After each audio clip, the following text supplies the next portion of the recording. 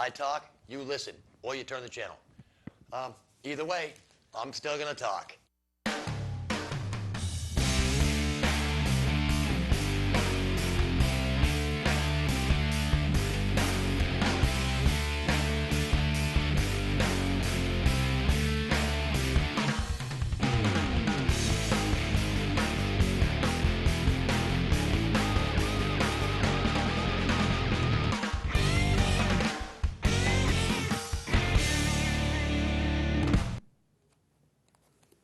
Hey, welcome to Unfiltered.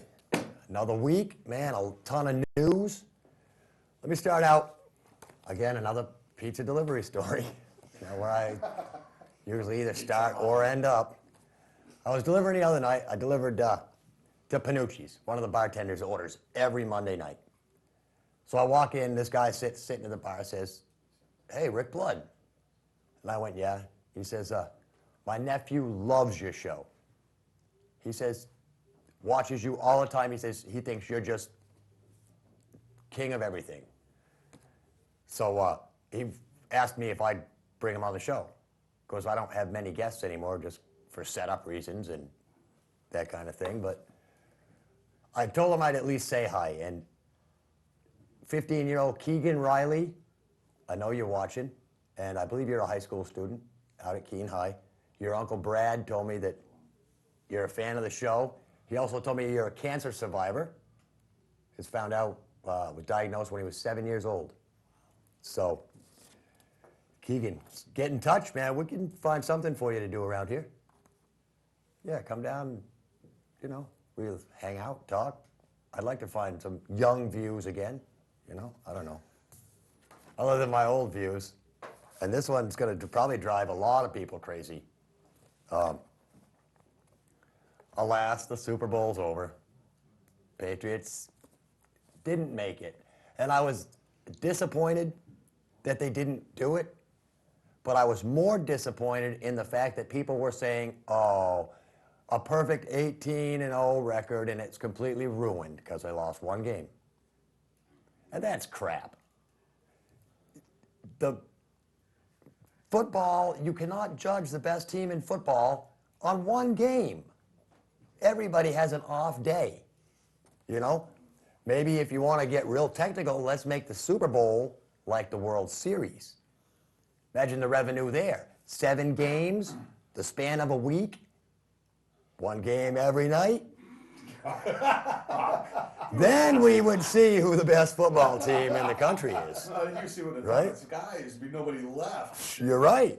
Well, we'd have to give them that, that travel day, just like they do in the World Series. Make it the best but of 3. best out of 7. Best out of 3. That's team not has tough. home field advantage. Football's tough. Best out of 7 anyway. Yeah. And whether they do it, over 7 weeks, they could stretch the football season well into the NASCAR season then. Or, 7 days. That's what I say, 7 games back to back, and then you see who the better football team is. But all kidding aside, the Patriots are still the best team in football, and it will probably be 20 years at least before another team wins 18 in a row. Plain and simple. You'll probably never see it. A team go 18-0 regular season. Not to mention going on to have even a chance at the Super Bowl. 17-0 regular season. 17-0 regular season. That's right. Just wanted to get the facts right. But even the Dolphins, when they did their undefeated complete season, That's right. if they hadn't have won the Super Bowl, they still would have had, what was it? 14 games back then. We've whipped them by 3 games. Oh, well, I don't know. Happy news, though. Yay. Of course, the rest of the sad news is the very last game of the football season is Sunday night, or Sunday, Pro Bowl the Pro Bowl. from Hawaii. And I heard that Tom Brady and Randy Moss will not be playing. Not their engine. But hey, imagine just being invited to go. It's got to be like one of the most prestigious things in football. But on the happy side of things, next Thursday, a week from yesterday, pitchers and catchers from the Red Sox are going to report to spring training. Of course, there is a little sad news here that I heard yesterday. Curt Schilling is having shoulder problems again and may be out for the entire season. Yeah. They said that the Red Sox are trying to void his $8 million contract. Because, I mean, you don't want to pay $8 million for a guy just to lay around, you know. What's good pay? It's fantastic pay. It's funny, because listening to some of the Super Bowl coverage over the past week, they were talking about Tom Brady's ankle. And, they said it was the most talked about, most looked at, most photographed ankle in football. Because if you remember, just a couple of years ago, Curt Schilling had the most talked about, most photographed, most looked at ankle in baseball. Remember the whole bloody sock thing? World Series game. The World Series game, yeah, the bloody sock. And yeah, I bet that fetched $500,000 on eBay. Oh, easy. Especially if it was signed. Man, anyway, are we like 10 minutes in yet? 6 months. All right, let me get to, this is going to make Bruce mad, but I'm going to jump down, Bruce, while you get set up for crew call. Actually, I'll do this one. That's not even on the list. Ha ha. Throw him a curveball tonight. Catch first. And then I'll go to crew call after this. West Virginia is considering gun training in public schools.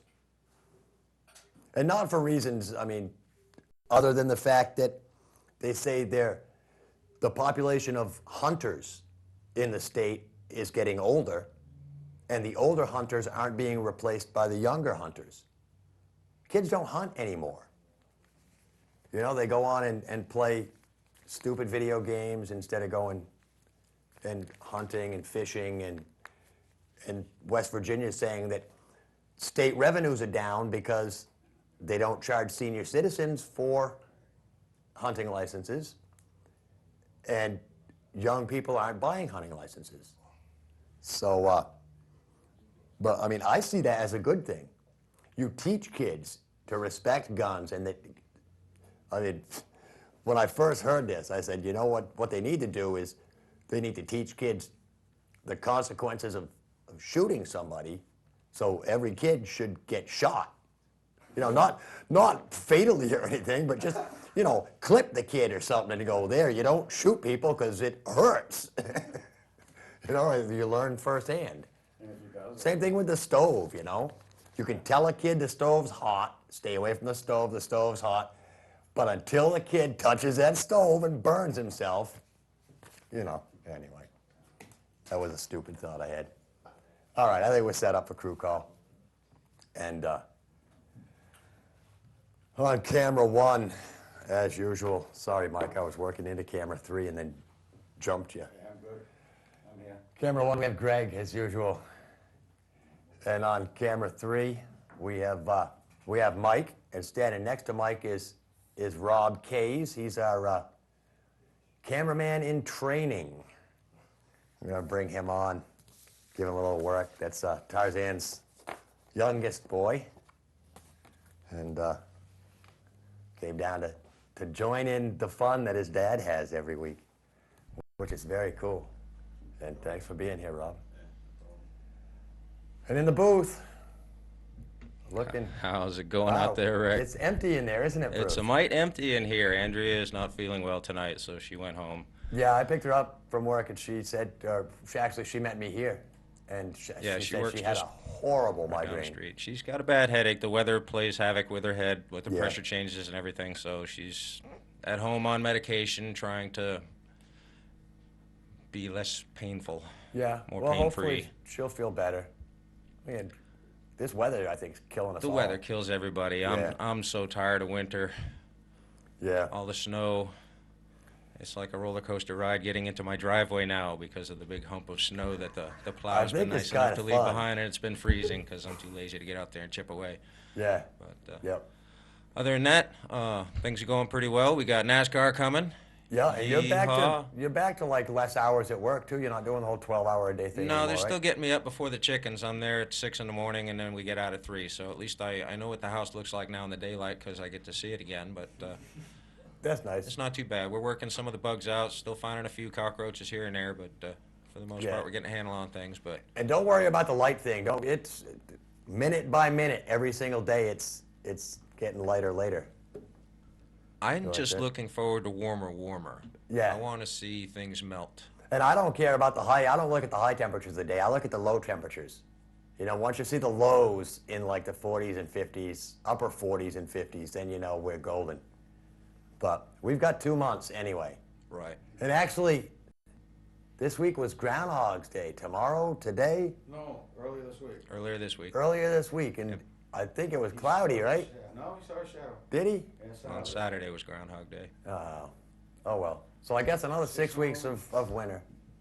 You know, if they wouldn't hang those huge lights over his cage and point them cameras at him, he'd probably be all right. You know, If that's the case, you need Oh, well. a shadow all the time? but 6 weeks. No, not. He lives in a hole. No shadows in Yeah, holes. but they pull him out, and if they got all the lights, he's gonna cast a shadow. The mayor, and I wonder if it's that same old mayor that pulls him out every year. You know, handling the. Monopoly guy. And that's probably got to be. Yeah, he dresses like the Monopoly guy. Yeah. Yeah. Puxatawny.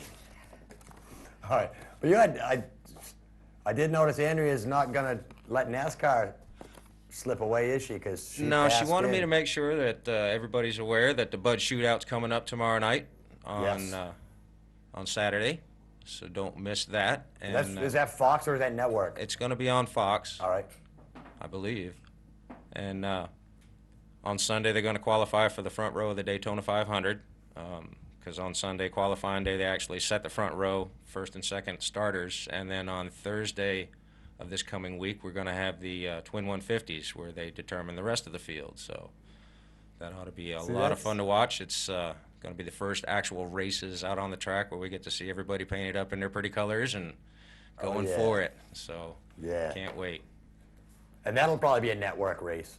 That's definitely going to be a network race, and they announced that Junior Johnson is going to drive the pace car for the Daytona 500. So it's an honor that they're bestowing upon him because it's been an honor for him to be such a wonderful competitor in the sport. So And he's like 100, isn't he? he's getting on in years, so they want to give him a chance to drive the pace car before his license gets taken away, I guess. I But hope he doesn't mistake the brake for the gas. as long as he remembers to turn left, it ought Oh to be my all right. God. So, but never know. not a heck of a lot else going on. We're just waiting to see what everybody's going to look like once they get out on the track. They're going to have practice for the Bud Shootout starting this evening, Friday evening, and then we're going to get to see the race tomorrow night. So it's going to be awesome. Yeah. I can't wait.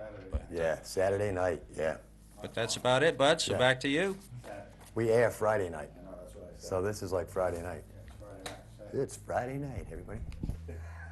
Grab your drinks and let's go. All right. Yeah, I think that was all right, Bruce? Yeah. All right. Well, Mike, take big old Rob down and show him how to get to the bunker. Teach him about the secret knock, Grab that flashlight. because I'm sure Tarzan would shoot anybody that comes through the door, not just his son. Or even if it was his son. So, all right. See ya. Let's see, in this story I was going to do. I heard this yesterday, or Wednesday, it came out. Videotapes that have been seized during U.S. raids on suspected Al-Qaeda places in Iraq show Al-Qaeda people training young boys to kidnap and assassinate civilians, U.S. and Iraqi officials said Wednesday. And I guess they showed the footage to some reporters, and it showed an apparent training operation with black masked boys, some of whom appeared to be about 10 years old, storming a house and holding guns to the head of mock residents. Another tape showed a young boy wearing a suicide vest and posing with automatic weapons. 10-year-old kids. The military said some of the tapes were found in December during a U.S. raid northeast of Baghdad, and said it indicated a pattern that al-Qaeda in Iraq was increasingly using children for sinister means. And I mean, it's the whole bringing your kids up to hate is basically what it is. It says that they believe the videos are going to be used for propaganda sent out to recruit other young boys. And it says al-Qaeda wants to poison the next generation of Iraqis, Rear Admiral Gregory Smith said. It is offering children as the new generation of mujahideen, using the Arabic term for holy warriors. Other scenes from the video showed masked boys forcing a man off his bicycle at gunpoint and stopping a car and kidnapping its driver along a dusty country road. At one point, the boys wearing soccer jerseys with ammunition slung across their chests sit in a circle on the floor chanting slogans in support of al-Qaeda. It's, well, I mean, it's unbelievable that they're doing that, but it's not a real war. It's an underground war. It's a guerrilla war, much like in Vietnam. Vietnam, you couldn't trust anything. If you saw a pack of cigarettes, you know, a pack of American cigarettes laying on the ground, don't go near it because it might be booby-trapped. And you blow yourself up. And this is why. When you're in a war like this, you have to kill everybody. You can't pick and choose, kill just the guys that are carrying the rifles at the time because their kids and even their wife may have hand grenades and stuff. You know, that as soon as you come out to help her husband, she'll blow you up. She doesn't care. Or the kid will shoot you. You know, it's one more reason why we don't belong there. We should fight honorable wars, if there is such a thing as an honorable war. But, you know, wars against countries, that's, I mean, World War I was, I don't know why that was fought, but World War II was to stop Hitler, the spread of Hitler, and because he was treating his country bad. And then we attacked Japan because they attacked us. This is why we should fight people, because they attack us. And not, I mean, terrorism is different. Terrorism's been around for hundreds of years. 72 Munich Olympics, when the Israeli athletes were taken hostage and killed. Or no, taken hostage and then rescued, I believe, right? In Entebbe? No, that was a different. But I mean, they all blur together, man. You know? That's a whole different movie altogether. So, I mean, you had the Irish Republican Army, the IRA up there in Belfast in Ireland. You had all those German terrorists. You know, the Baader-Meinhof gang or whoever they were back then in the 70s. People blowing up planes and, but most people, I remember when I was a kid, it was actually big that, you know, the biggest thing was you jump on the plane and you hijack it. Where? To Cuba, because that was the rash. Everybody was hijacking planes to Cuba. Take me to Cuba, you know? I don't know. All right. How are they doing, Bruce? Are they ready to go? All right, my friend. It's that time again.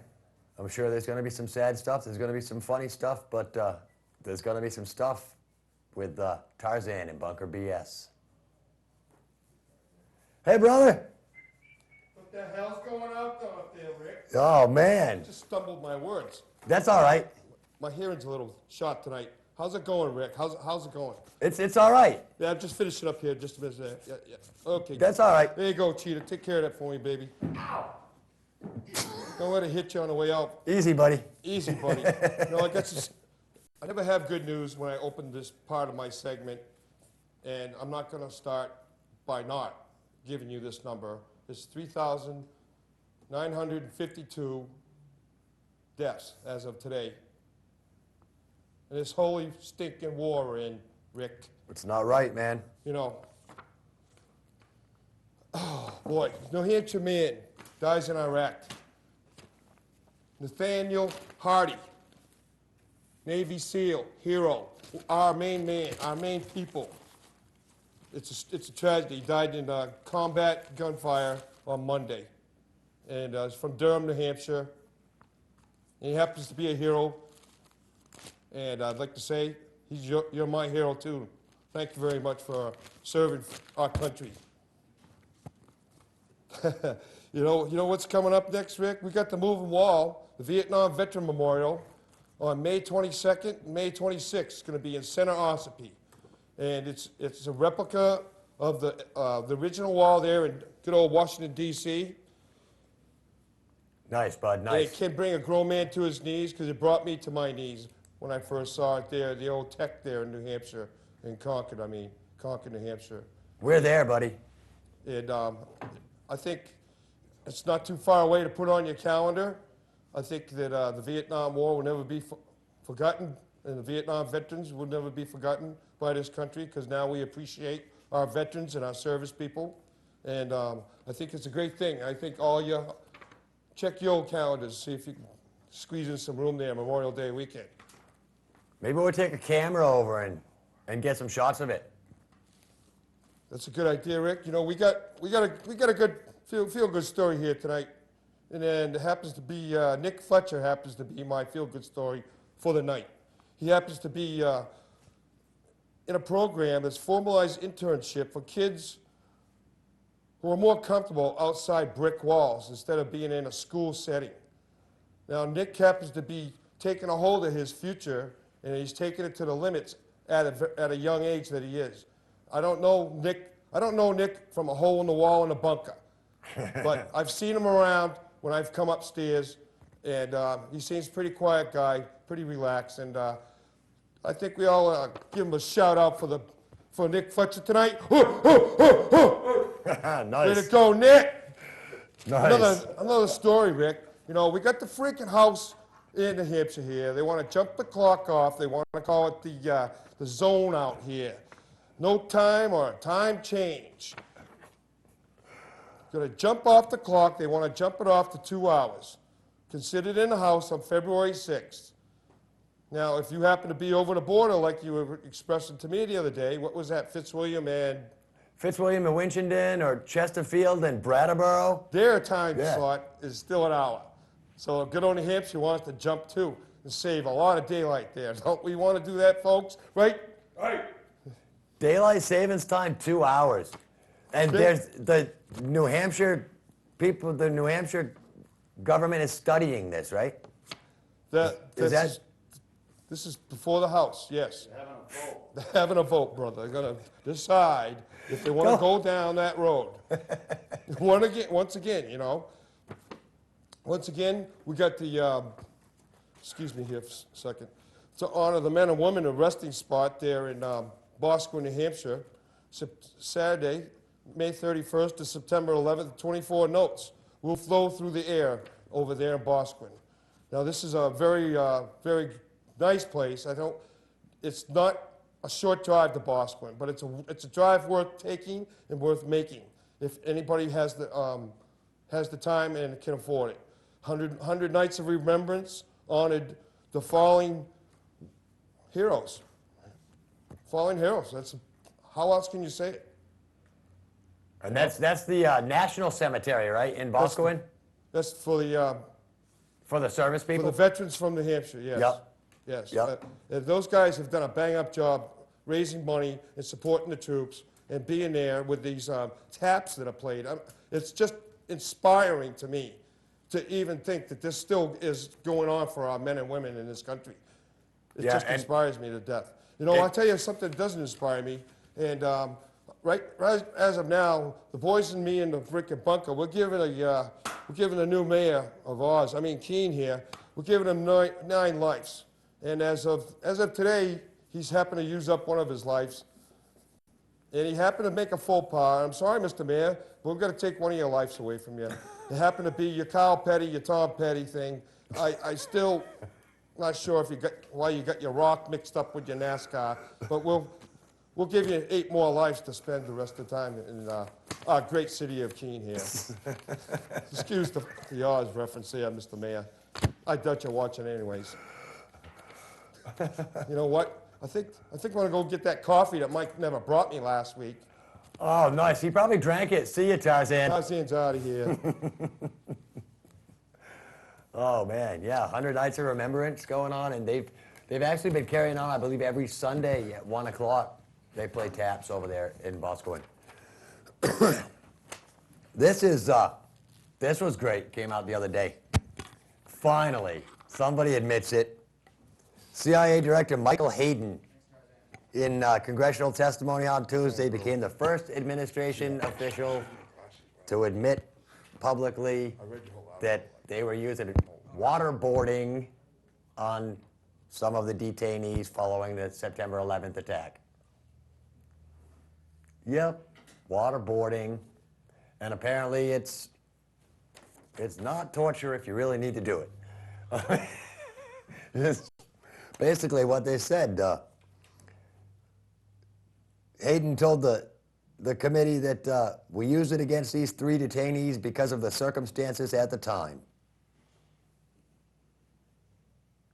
And there was the belief that additional catastrophic attacks against the homeland were imminent, and we had limited knowledge about Al-Qaeda and its workings. Those 2 realities have changed.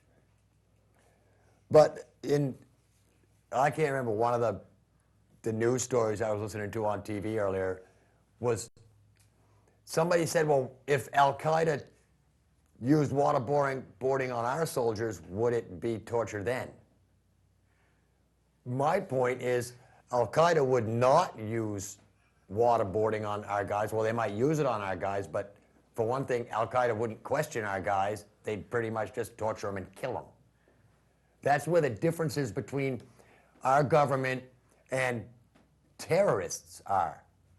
Terrorists don't care about your information. Their whole point is to torture and kill you.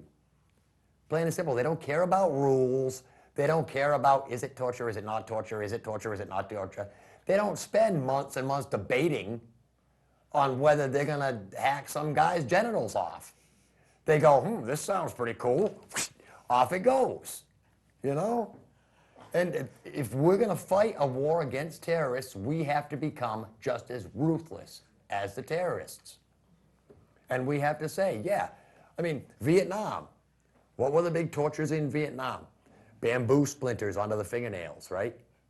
Oh, horrible. There was the jumper cables hooked to the battery, put to the testicles, to the nipples, you know, electric shock stuff.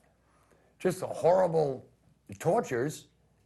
And I don't know, waterboarding seems mild.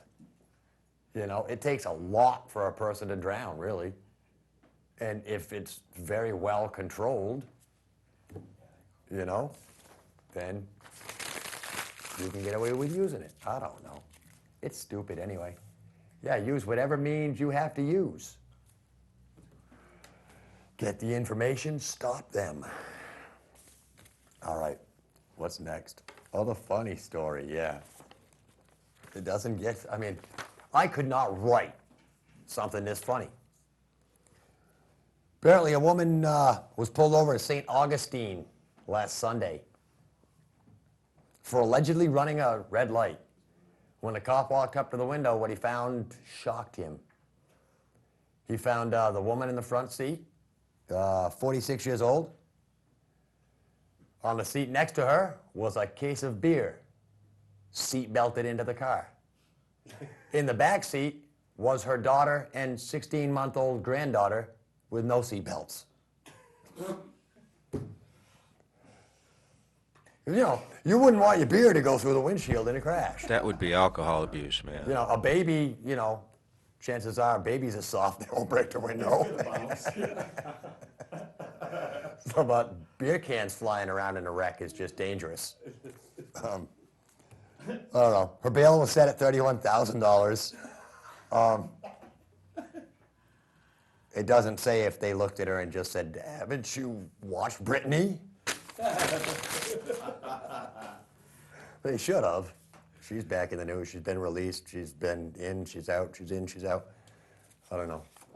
Still on drugs apparently, and now she said somebody made her take the drugs, I think. Yeah. I think that was the latest thing. Some of her close confidants actually told Slipped her her, the drugs. told her she should take drugs. And speaking of drugs, Heath Ledger, it's another one. I got a bust on him. Yeah. Because anybody that takes 6 prescriptions is too stupid to be anything but an actor.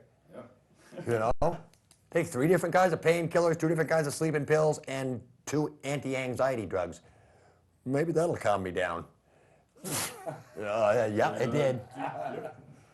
Jesus. He's real calm. Prescription drugs can't hurt you. Remember that. I go into something else stupid. All right, let's go. Anybody else I want to rape on tonight? No. All Oh, right. come on. Gotta be somebody. Actually, this guy maybe. Republican Representative John Reed from Mississippi. You might have heard of this guy. Well, it starts off, Mississippi has like one of the highest obesity rates in the country. 31.4% obesity rate in Mississippi. There's some fat old rednecks down there. This Representative John Reed has introduced a bill to ban restaurants from serving fat people. Imagine that. You tell a restaurant, no, when an obese person comes in, you're supposed to say, I'm sorry, sir, but we think you've had enough. No way. Don't tell. I mean, especially restaurants make money on selling food. That's right. Half of their business is fat people. As long as You it's a know? buffet. I mean, You lose money at the buffet. yeah, that probably cuts out all you can eat buffets out of Mississippi too. Yeah. You know? And then how are they going to judge that? I know, so how are they gonna judge what's a piece and what isn't? You got to step on a scale before you come into the restaurant, or I don't know. It didn't go into it that far. He did remark that he knows that it's not going to pass, but he's trying to bring attention to the obesity problem. Okay. don't you think there are better ways than to waste the time even introducing a stupid bill like that? Why I don't mean, you yeah. just, There'll have to be a study, and I'm sure awareness studies cost money. campaign Like the is- whole New Hampshire study in whether a 2-hour daylight savings time is going to work. Don't we have anything we can spend our money on besides that? Bridge repair or something? I'm not all thrilled with daylight savings time anyway. They say it's for energy savings. But it doesn't save you any energy because when it gets dark, you turn your lights on. When it gets light, you turn your lights off. Yeah. It's simple. They say it was for the farmers. Farmers don't need clocks. When the sun comes up, they get up and go to work. When the sun goes down, they go to bed. They work less in the wintertime, more in the summertime. It's how it works. I mean, God, there was life before electricity. There was actually life before time. Before somebody had the wristwatch strapped to their hand and said, all right, you know, if we're going to push daylight savings time, and I believe the article Tarzan was talking to said something about, because it's going to help with tourism. Well, if that's the case, then why don't we just make every month 40 days instead of 30? That would add 10 days to every month. make December pretty short, wouldn't it? Yeah. I mean, my time system is like the metric There's time only system. so many days in the year. They got to split them up somehow. But I think we should have 10 seconds to a minute, 10 minutes to an hour, 10 hours to a day, 10 days to a week, 10 weeks to a month, 10 months to a year. so it'd be a The 36 metric, day the month. metric system. Okay, that works. Shift everything to tens. It'll make it much easier. Shit, All I'm right, real that's that old one. now if that happens. You're old anyway. Gee, thanks. And I mean, obesity isn't just from eating. It's a lot of other things too involved in the whole obesity thing. For one thing, stress levels. People eat when they're stressed out.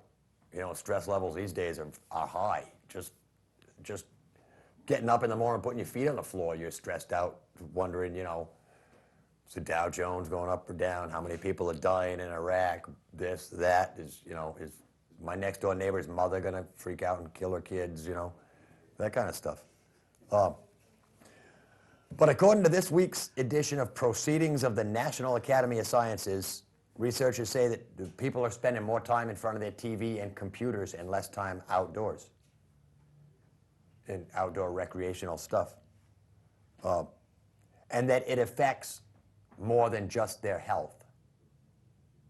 On top of making them fat and lazy, it also means less time spent outdoors means that people have less interest in conservation and parks and clean lakes and streams, healthy fish populations. People don't think of that anymore because they're in front of their computers and their TVs and indoors. And it said that nature-based recreation has been declining since the 80s and 90s, which was also the period of rapid growth in the video game industry. But on the other hand, I did hear a great story last night while I was out delivering, and one of the talk radio shows, they were talking about video games, and especially the Wii game system, where it's actual virtual. I mean, if you play a tennis game with Wii, you swing the racket, and in bowling, you make all the motions. They say that that has led to an increase in physical activities in nursing homes because they're getting them for the nursing homes, and instead of loading 20 elderly people on the bus and taking them to the bowling alley and having to deal with them walking over snowbanks and stuff, they plug in these game systems and all the old people can bowl. Isn't that great? Or play tennis or whatever. I mean, it's you know, it's kind of good, and it keeps them active. So, you know, I don't know. It's kind of a cool thing. Anyway, where am I? And I don't have a clock out here either. All right. Another little story that's kind of funny. Again, southern states, right on the cutting edge of everything. South Carolina, a lawmaker, Representative Fletcher Smith, sponsored legislation that would allow alcohol purchases by people under age 21 as long as they have a military ID. In other words, back when I was in the service, Greg, you were probably in the service at 17, 18 years old, right out of high school, when it was fine for us to fight and die for our country, but we couldn't drink. And we couldn't vote, you know? Not that we didn't, but legally we couldn't, you know? So, but South Carolina, they just have to have a military ID card. Changing the law would cost South Carolina federal highway money, which is the reason that Vermont eventually raised the age from 18, because for a while New Hampshire was 21, Vermont was 18. So if you were 18, you lived in Keene, drove to Brattleboro and drank, and then drove home. Or at least bought your alcohol over there, and then came back. But it was tough, and eventually Vermont's roads and stuff got so bad, they said, well, all right, we'll raise it just to get the highway money. Because 91 was going to crap fast. And, I mean, they raised the age to 21, and as long as your drinking age is 21, I don't even think I mean, if they said every state has to have a seatbelt law in order to get federal highway funds, you'd see almost every single state beg for their seatbelt laws because it's the money, you know, the mighty dollar. Yeah. So mighty anymore. Said safety advocates oppose the Greenville Democrats' bill. They say that many studies show that giving alcohol to people younger than 21 does not make life safer for the military, nor for the others on nation's highways. I mean, you're right. Especially nowadays when there's actually a war and these guys actually have loaded guns. You know? I mean, I probably learned more in hunter safety than the Navy taught me about firearms. They're like, you're going to be working on an aircraft carrier with jet planes and bombs. What the hell do you need a gun for? It's like, you got a point there, I guess. The only people you could have shot were your crewmates. Yeah, and sometimes we were drunk enough. Needed for fishing. I mean, you know. And on the boat, it was all make your own booze, and you know, you could, the right connections, you trade a pair of flight deck boots for some grape juice and yeast and sugar, and you got wine right there in a few weeks. And when you're out for 7 months away from the country, a few weeks is nothing. You drain, we did drain the commissary of the ship store one day of NyQuil. And we had a big NyQuil shot party one night. Let me tell you, that stuff's pretty potent. A couple, 3 bottles of that stuff doing shots, and phew. Just don't lay down. Don't take it and lay down. You got to take it and like stay busy. Yeah.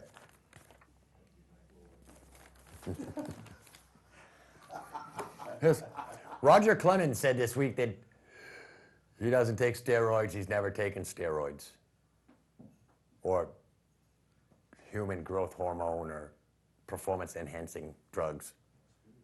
But when I picked up USA Today, great article, towards the back of the paper, Sylvester Stallone did.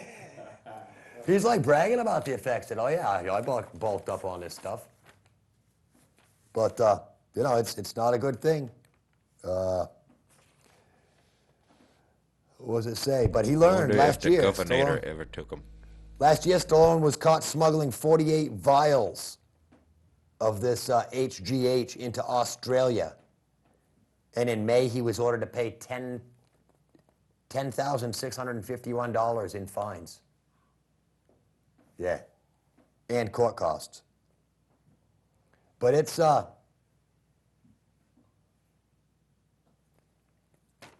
not good for you. It says it says the impact of injections of this HGH slightly increases muscle fat and reduces body fat. If you want to slightly increase your muscle mass and decrease body fat, well, you work out a few days a week. Lift a few weights, maybe run a little bit. The dangers of the HGH: increased blood pressure, glucose intolerance, diabetes, heart disease, arthritis, possible increase in cancer risk. Higher doses result in abnormal growth of the bones in the jaw, forehead, hands, feet, and excess growth of the tongue, which can lead to snoring and breathing problems. So in other words, it sounds like you end up looking like a Neanderthal. Pretty much revert back to what man started at. You know, like kind of like Stallone, Yota. That's gonna be my favorite Stallone quote. Are we doing on time yet, Bruce?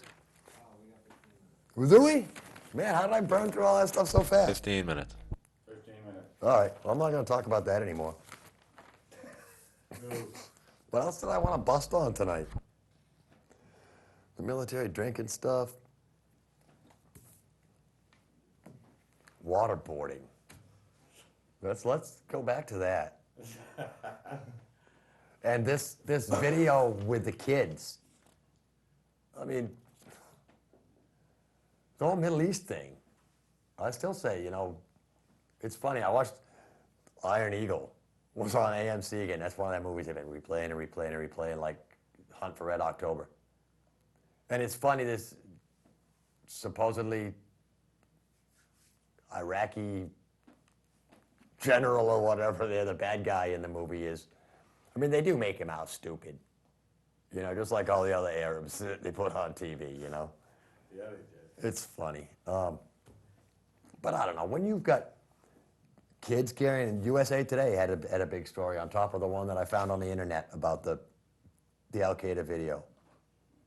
And it's just, it boils down to conventional war, unconventional war. You cannot win an unconventional war using conventional tactics. It doesn't work. Guys get killed. Bring everybody home, you know, say, go ahead. Whatever you want to do over there, do over there. You know, and if we would stop giving them weapons, I don't know. Oh, here's other news. Romney, I heard, was suspending his campaign and gonna back John McCain. So that leaves McCain and Huckabee, I believe, on that side.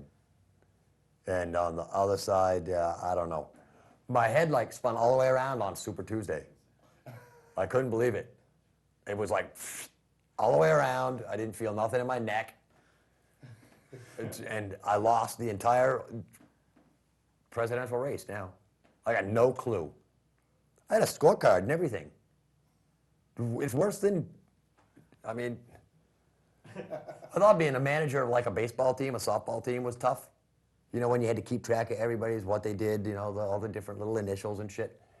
And just, this is way worse. When you got these states and this states and these states and this states, and it seems like everybody that's still in, won. Everybody that didn't quit is a winner. I don't know. I don't know this state from that state and delegates. What's a And caucus? is that like a caucus is, it's not voting, it's like a dance. Kind of. And I'm not sure if the convention's the same way or not. I don't understand. I gotta take Randy out to lunch sometime and have him explain to me exactly this whole system. Maybe he's got 4 years or so that he can spend on my education. I mean, I know I learned about it at school, but it seemed so much simpler back when we were in school.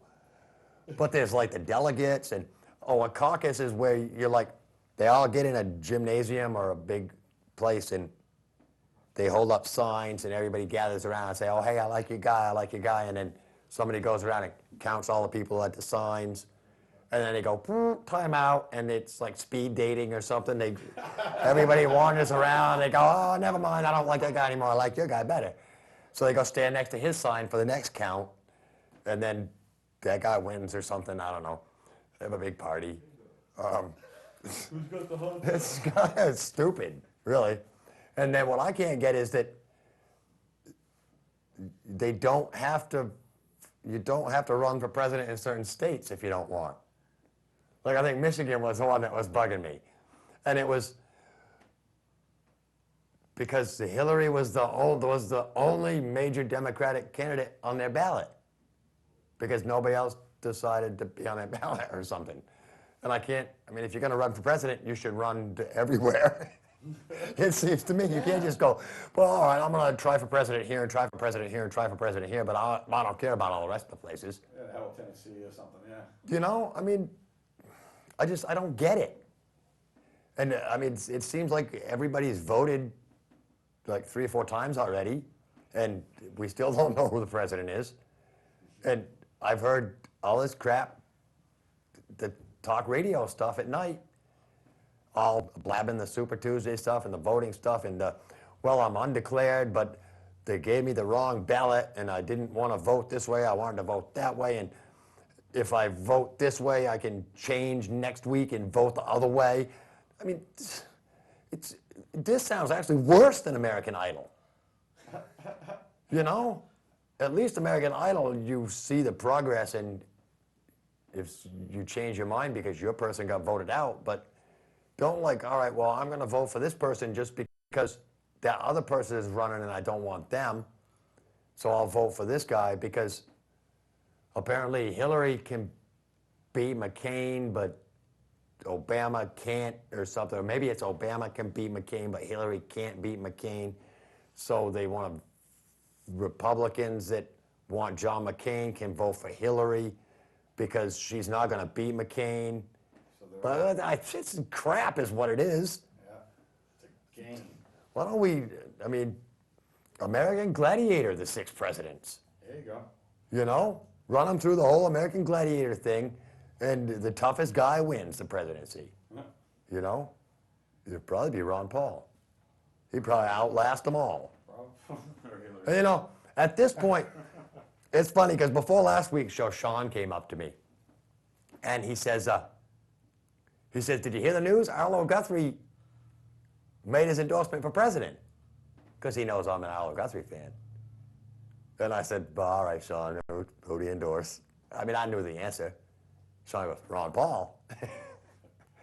And, you know, Ron Paul reminds me kind of like Ross Perot. Yeah, yeah. I mean, you know the guy's never going to win, but he does have some good ideas. And I heard him make one the other night. They were talking about infrastructure. And he says, every day we're over in foreign countries blowing up bridges and rebuilding them, but yet our own bridges are falling down right in this country. Yeah, You know, maybe we should bomb ourselves. yeah. Rebuild our bridges. You know, bomb a couple of cities and rebuild them. You know? Stop in New York. No, well, Giuliani did a fine job cleaning up New York. And you can ask all the people that put money into his pocket just how fine it was. Romney, I thought, made a good remark the other night on the news. He says, McCain, it was during some debate, I can't remember what it was, but McCain was stabbing at Romney about the state of Massachusetts and their economic policies and stuff. And Romney says, well, I know it's become quite a joke to call it the biggest car wash in America, talking about the tunnel, Yeah. you know? Yeah. I don't know. I mean, we can't fix stuff in our own country, but we're overbuilding people new cities that we bombed them out of in the first place. Yeah, but the tunnel wasn't Romney's call anyways. And I heard a great joke setting up today. What was that? That, of course, I had Comedy Central on because they were doing the stand Comedy Central Presents, so one of them shows. This comedian says the worst thing about bombing in Iraq is the bombs are more expensive than the stuff we're hitting with them. Isn't that good? Well, I forgot to bring it. I forgot to print it out and bring it, but Andrea sent me an email yesterday with a joke. And she says, you'll love it. She says, I know you don't like the long joke. She said, but this one's a cute one, and it's cute, and it's short, and it's a blonde joke. You know how much I like blonde jokes. Yeah. A guy takes his blonde girlfriend to a football game. And she's so excited, she sits there and watches the whole thing. And at the end of the game, they walk out to the car, you know, sitting in the traffic. He goes, well, so what did you think? She says, well, I thought it was pretty good, but I can't understand all that over a quarter. And he said, what? And she says, well, at the beginning of the game, they flipped that quarter, and that one guy picked it up, and then the whole rest of the game, everybody's spent the whole time yelling, get the quarterback, get the quarterback.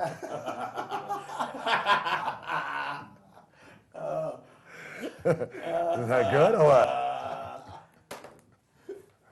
Yeah, I can't think of any other ones off the top of my head. But we'll do some more useless information because I know it's helped me. Here's one. Now, I just opened up the book randomly, and I came across the perfect one, especially for this time in Keene. In Texas, it is illegal to put graffiti on someone else's cow. That's right, no spray painting cows. It is against the law to stare at the mayor of Paris. Paris, Texas? Yep. Oh, no, I don't think Paris, Texas.